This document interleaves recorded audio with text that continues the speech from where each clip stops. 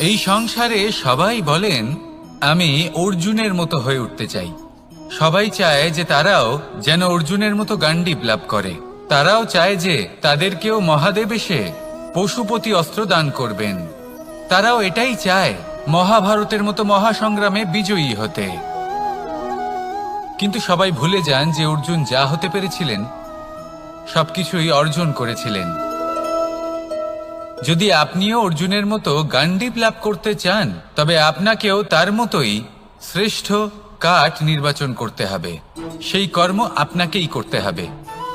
তার প্রত্যঞ্চা যাতে তীব্র হয় তার জন্য আপনাকে সর্বশ্রেষ্ঠ দড়ি খুঁজে বের করতে হবে। আপনার বাণ যাতে ঘাতক হয় সেই জন্য আপনাকে নতুন নতুন ধাতু খুঁজে বের করতে হবে।